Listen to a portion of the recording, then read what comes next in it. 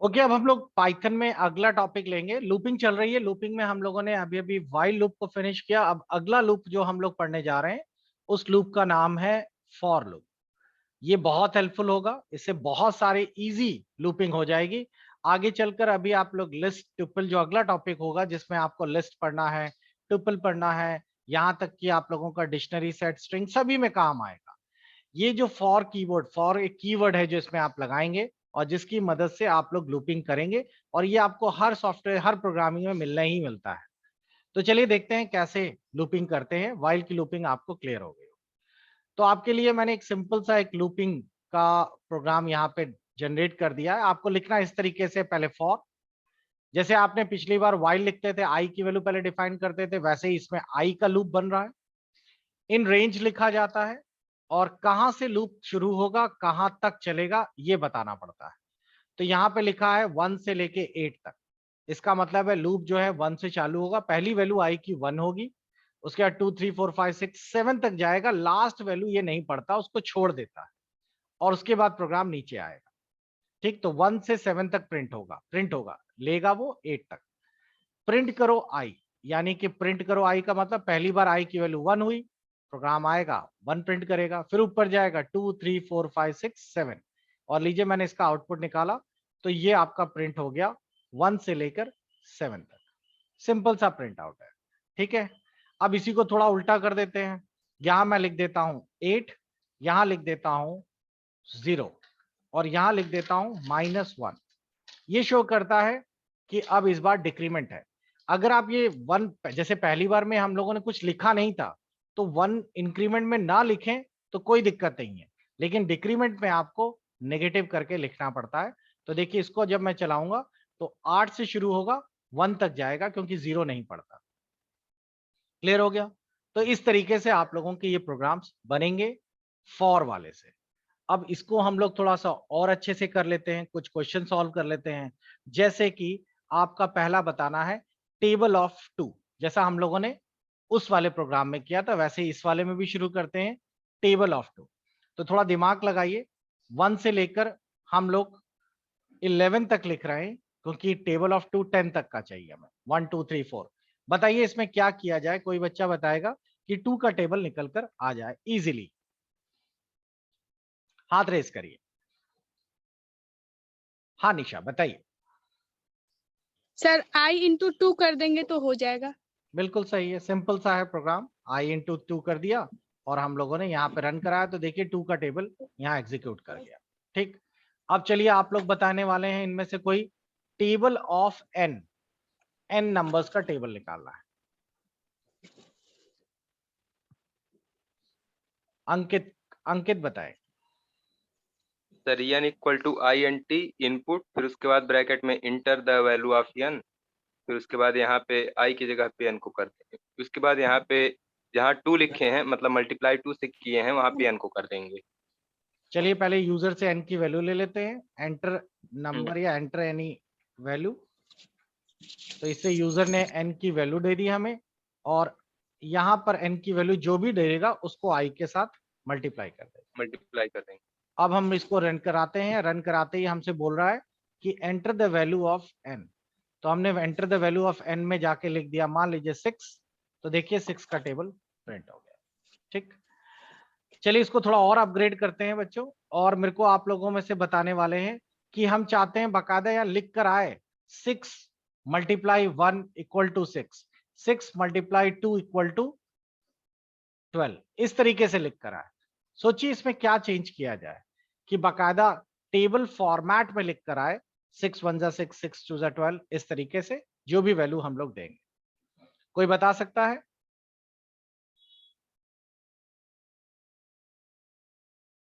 Table, पूरा table के formats में प्रिंट हो।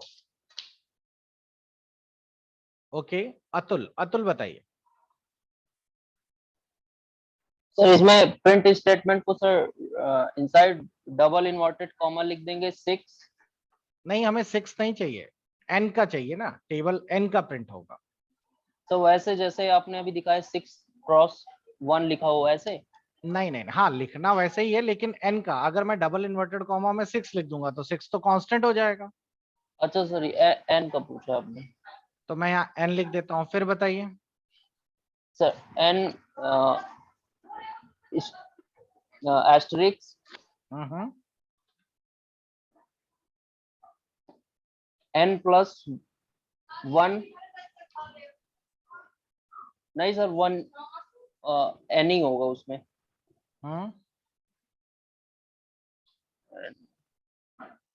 6 क्रॉस। निशा बताएंगे।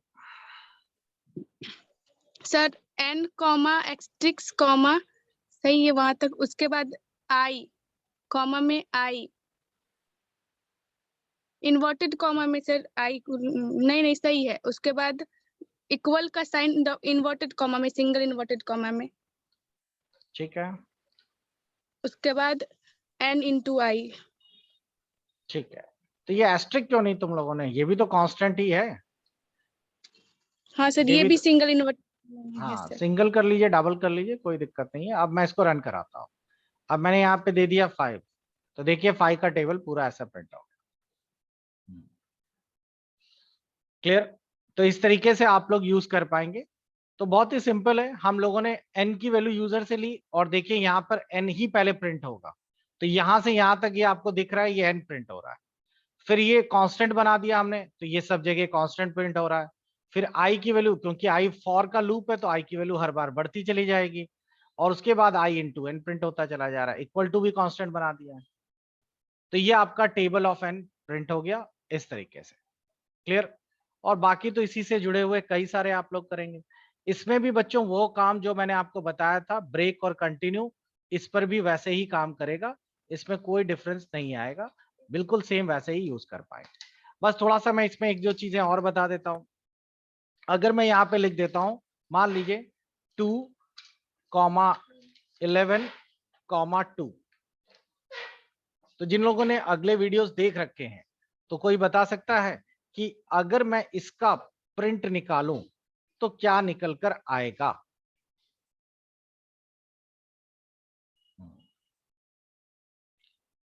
2,11,2।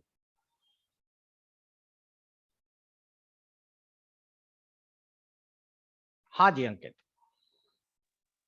सर पहले 2 प्रिंट होगा, जो बाद में 2 लिखा है उसका मतलब है दो दो स्टेप छोड़ छोड़ के चलेगा। बिल्कुल सही। तो बीच में एक वैल्यू छूट जाएगी, 2 उसके बाद फिर 4, फिर उसके बाद 6, फिर उसके बाद इस तरह चलेगा।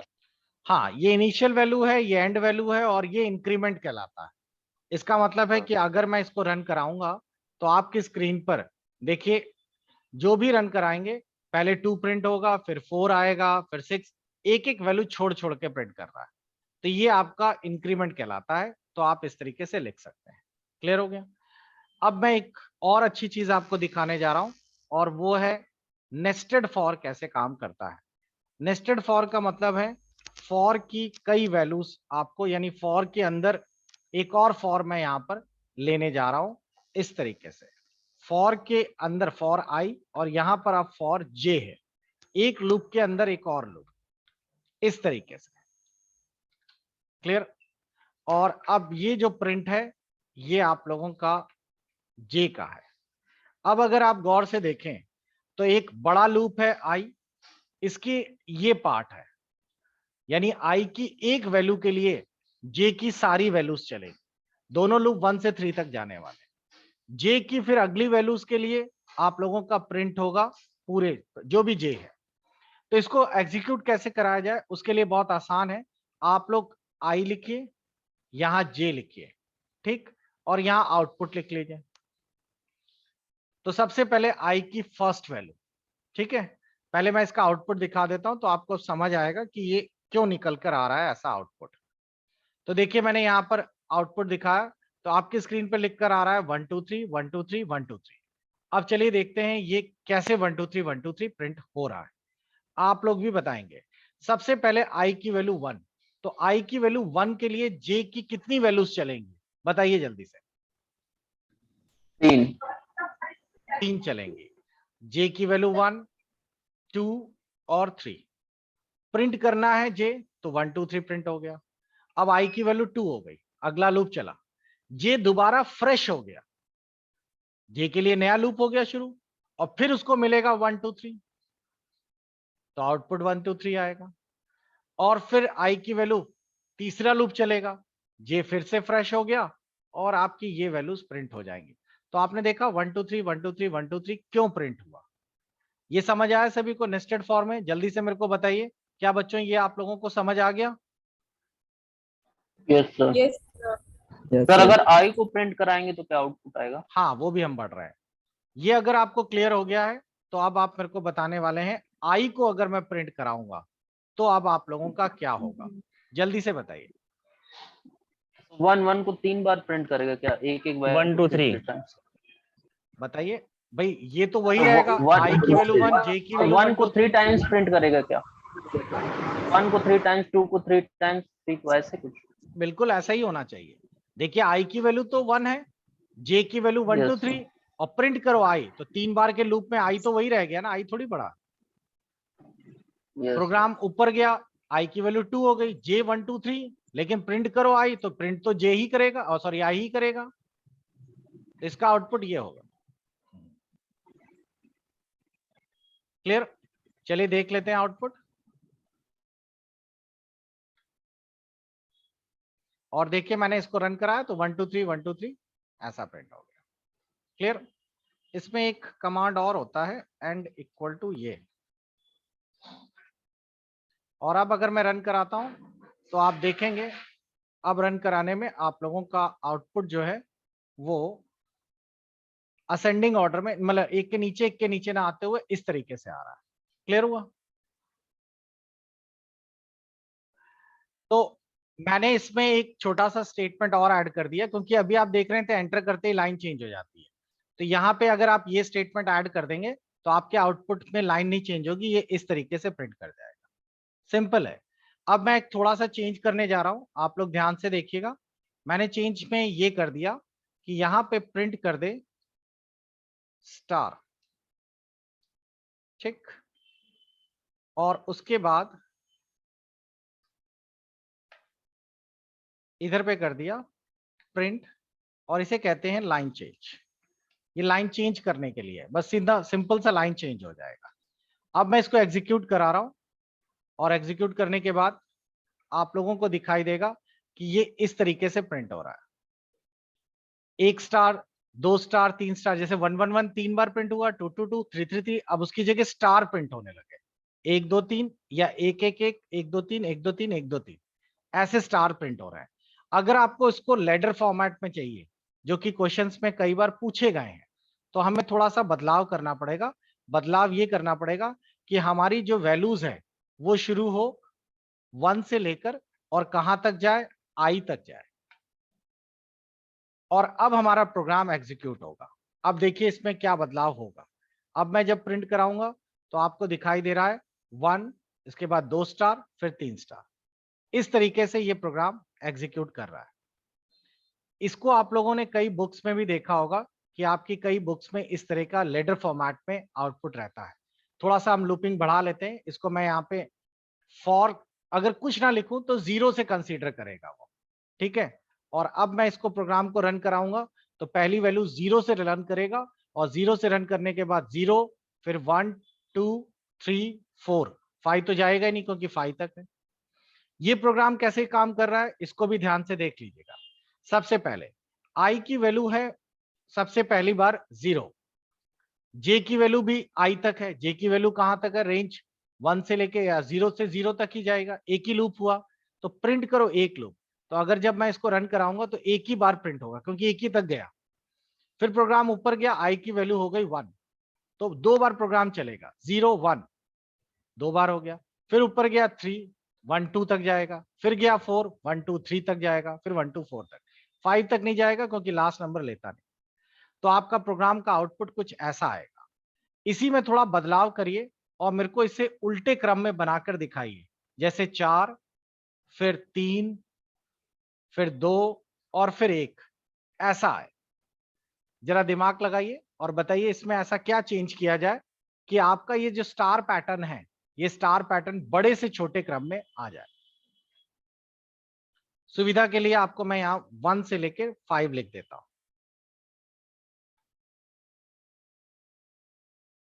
सोचिए ऐसा क्या किया जाए कि स्टार पैटर्न जो है हमारा बड़े से छोटे क्रम में आ जाए। हाँ लेखा बताइए। सर आई थिंक जहाँ पे हमने एंड लिखा है वहाँ पे स्टार्ट लिखेंगे। नहीं, ये तो हमारा कंटिन्यू रखने के लिए है। मतलब अगर ये स्टेटमेंट क्या करता है, अगर मैं ये ना लगाऊं तो सारे स्टार एक के नीचे आ जाएंगे, लाइन अपने आप चेंज हो जाएगी, क्योंकि पाइथन में अगला स्टेटमेंट उसके आगे नहीं लिखता, नेक्स्ट लाइन। तो ये जो स्टेटमेंट लिखा है इसे तो हम कंटिन्यू करते हैं कि अगला जो स्टार प्रिंट हो इस लूप के आगे ही प्रिंट हो, तभी तो ये आगे प्रिंट हो रहा है, वरना ये वाला नीचे आ जाता। तो इसमें कोई बदलाव नहीं, जो बदलाव होंगे वो यहाँ होंगे। तो हम ये कर सकते हैं प्रिंट n माइनस, जहाँ पे हमने लिखा है प्रिंट, जहाँ पे हमने लिखा है लास्ट में प्रिंट n-1 कर सकते हैं क्या?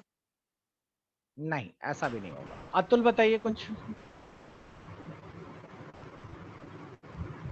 सर ये i comma n 1 comma i की जगह i कॉमा 1 कर सकते हैं सर, जे वाली रेंज में।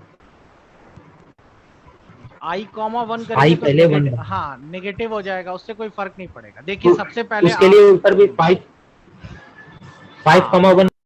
वही मैं कहने जा रहा हूं, आपको सबसे पहला इस बार ज्यादा नंबर चाहिए, तो ज्यादा से कम के लिए ऊपर चेंज कर लीजिए ना। लूप आपका ज्यादा से कम तभी होगा जब 5 से लेके 1 के लिए जाएगा।